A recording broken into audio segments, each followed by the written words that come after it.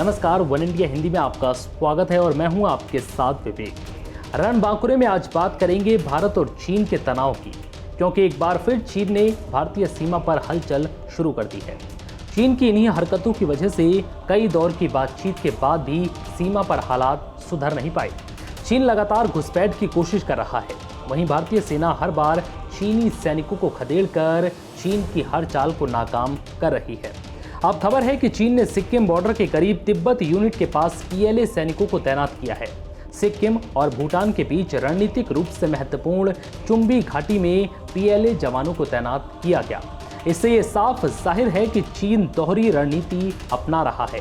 एक तरफ बातचीत का ढोंग तो दूसरी तरफ भारतीय सीमा पर कब्जे की कोशिश।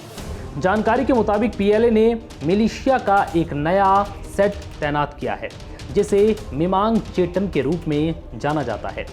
मिमांग चेटन में तिब्बती युवा शामिल हैं, जिन्हें पीएलए द्वारा ट्रेंड किया गया है। मिमांग चेटन के 2 बैचों में से प्रत्येक में लगभग 100 युवा शामिल हैं, जिनमें से पहले 100 ने अपनी ट्रेनिंग पूरी कर ली और वर्तमान में चुम्बी घाटी के कई स्थानों जैसे युतुंग, चीमा, रिनचेंगंग, पीबी थांग और फारी में तैनात हैं। दूसरी बैच अभी फारी में ट्रेनिंग कर रही है।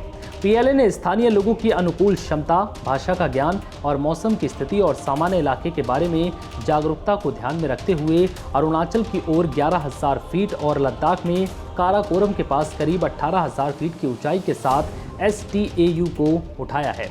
सूत्रों के मुताबिक वो इन सैनिकों को ज़्यादातर सीमावर्ती इलाकों में तैनात करके अपने फायदे के लिए स्थानीय लोगों के इलाके के बारे में जानकारी का फायदा उठाना चाहती है।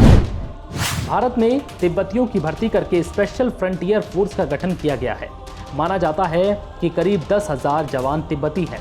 वर्ष 1962 में तैयार की गई स्पेशल टुकड़ी SFF भारतीय फौज की नहीं बल्कि भारत की गुप्तचर एजेंसी रॉ यानी कि रिसर्च एंड एनालिसिस विंग का हिस्सा है।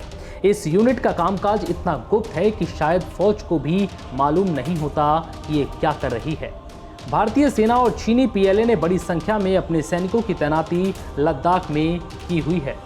मई महीने में पैंगोंग झील क्षेत्र में हुई झड़प के बाद से दोनों देशों के बीच तनाव जारी है, जिसके परिणाम स्वरूप दोनों देशों ने लद्दाख क्षेत्र में अपने अपने सैनिकों और सुरक्षा बलों की संख्या बढ़ा रखी है। फिलहाल इस वीडियो में इतना ही। नमस्कार।